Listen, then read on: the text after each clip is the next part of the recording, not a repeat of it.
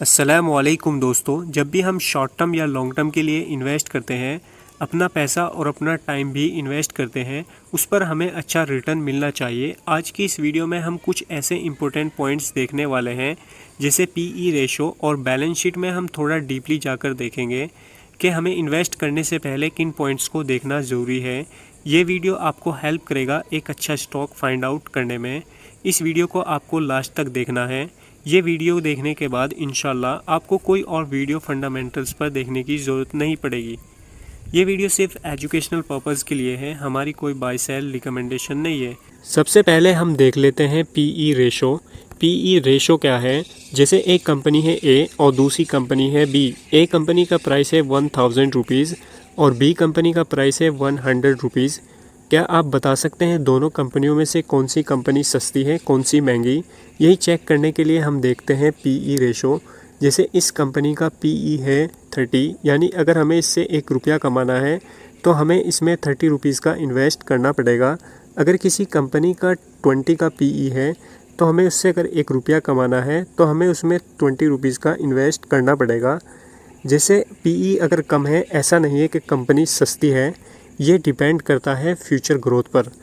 अगर किसी इंडस्ट्री का फ्यूचर ग्रोथ है, यानी फास्ट ग्रोइंग इंडस्ट्री है, फ्यूचर में डिमांड है, तो उसके पीई थोड़े महंगे मिलेंगे, और अगर स्लो ग्रोथ है तो उसके पीई थोड़े कम मिलेंगे।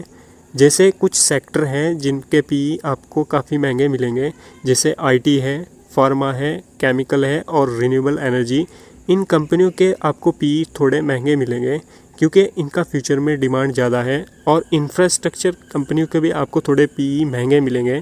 जैसे ये कंपनी इंफ्रास्ट्रक्चर सेक्टर से है, अगर इसके इंडस्ट्री की पीई की बात करें, इसके इंडस्ट्री का पीई देखें, इसके इंडस्ट्री का पीई है 20, यानी कंपनी का पीई है 30 और इंडस्ट्री का पीई है 20। ये अपने इंडस्ट्री पीई से महंगा है। लेकिन अगर हम इसका पीयर ग्रुप कंपैरिजन करें, जो इस सेक्टर की कंपनी है उनका पीई देखें। सबसे पहले जो सबसे पहली कंपनी है वो है लार्सन एंड टर्बो। इसका पीई है 31 और आरवीएनएल रेल विकास का है 57 और एनबीसीसी का है 43 और आईआरबी इंफ्रा डेवलपमेंट का है 30 और केईसी इंटरनेशनल का है 37।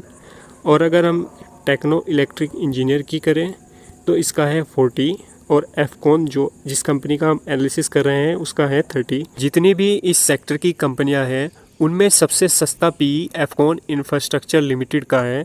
जैसा हमने आपको दिखाया था कि इसकी इंडस्ट्री का पीई है 20 और एफकॉन का पीई है 30। ये अपने इंडस्ट्री पीई से क्यों महंगी है, इस सवाल का जवाब आपको इस वीडियो के लास्ट में मिलेगा। अब हम देख लेते हैं इसके क्वार्टरली रिज़ल्ट। दोस्तों, हमें सेल्स भी देखनी होती है कि क्वार्टर ऑन क्वार्टर और ईयर ऑन ईयर सेल्स भी इंक्रीज़ होनी चाहिए, और कंपनी का नेट प्रॉफिट भी ईयर ऑन ईयर और क्वार्टर ऑन क्वार्टर इंक्रीज़ होना चाहिए। नेट प्रॉफिट के बाद शेयर होल्डिंग पैटर्न्स देख लेते हैं। फंडामेंटल एनालिसिस में शेयर होल्डिंग पैटर्न्स देखना भी ज़रूरी है। एफकॉन इंफ्रास्ट्रक्चर लिमिटेड में प्रमोटर्स की होल्डिंग है 50% और एफआई की होल्डिंग है 15% और डीआईज की होल्डिंग है 14% और पब्लिक की होल्डिंग है 19%। किसी भी कंपनी में प्रमोटर्स की होल्डिंग 50 या 50% से ज़्यादा होनी चाहिए और एफआई और डीआईज का भी स्टेक होना चाहिए, जो कि इस कंपनी में है एफआई और डीआईज का स्टेक, और इस कंपनी में प्रमोटर्स की होल्डिंग भी 50% है। कंपनी की बैलेंस शीट में जाएंगे और कंपनी की बोरोइंग्स देखेंगे कि कंपनी की बोरोइंग्स कितनी है। बोरोइंग्स का मतलब होता है कर्ज, यानी कंपनी पर कर्ज कितना है। एफकॉन लिमिटेड पर कर्ज है 2343 करोड़ और कंपनी के पास रिज़र्व है 4893 करोड़। रिज़र्व होते हैं जो भी कंपनी प्रॉफिट करती है उसका कुछ पार्ट डिविडेंड के रूप में बांट देती है और कुछ पार्ट अपने पास रिज़र्व कर लेती है, जिसका इस्तेमाल वो बिज़नेस में करती है या लोन रिपेमेंट में करती है। जैसे कंपनी के पास जो बोरोइंग्स है यानी जो कर्ज़ है वो है मात्र 2343 करोड़ का, और कंपनी के पास जो रिज़र्व है वो है 4893 करोड़ का, यानी कंपनी इस कर्ज़ को एक झटके में रीपेमेंट कर सकती है। ऐसी कंपनी जिसके पास रिज़र्व ज़्यादा है वो लॉन्ग रन में अच्छी रहती है, और अगर कंपनी के पास लोन ज़्यादा है तो लंबे समय तक टिक नहीं पाती। इस वजह से जिसके पास रिज़र्व ज़्यादा होगा वो लॉन्ग रन में अच्छी रहेगी, क्योंकि इसका इस्तेमाल कंपनी अपने बुरे समय में कर सकती है, जैसे कोविड-19। और जो भी लोन होता है, जो भी कंपनी बैंक से लोन लेती है, उस पर कंपलसरी होता है कि ईयरली उसका इंटरेस्ट पे करना। तो कंपनी इसी रिज़र्व में से उसका इंटरेस्ट पे करती है। कंपनी पर ऐसा कुछ भी कंपलसरी नहीं है कि कंपनी को डिविडेंड डिक्लेयर करना है। अगर कंपनी प्रॉफिट करती है तो कंपनी डिविडेंड डिक्लेयर करती है। अब हम इसका मार्केट कैप देख लेते हैं कि एफकॉन इंफ्रास्ट्रक्चर लिमिटेड का मार्केट कैप क्या है। मार्केट कैप है 16,146 करोड़। अब हम इसकी ऑर्डर बुक देख लेते हैं कि कंपनी की ऑर्डर बुक कितनी है। कंपनी की जो ऑर्डर बुक है वो है 32,000 करोड़, यानी मार्केट कैप है 16,000 करोड़, यानी इसके मार्केट कैप से जस्ट डबल है।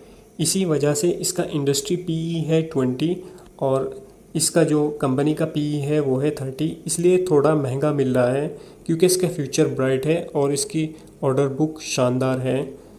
अच्छा स्टॉक फाइंड आउट करने के लिए ये सारे पॉइंट्स देख लेने काफ़ी है। दोस्तों, अगर हमारा वीडियो पसंद आया है इसे लाइक करें, इस चैनल को सब्सक्राइब करें। मिलते हैं नेक्स्ट वीडियो में, तब तक के लिए खुदा हाफिज़।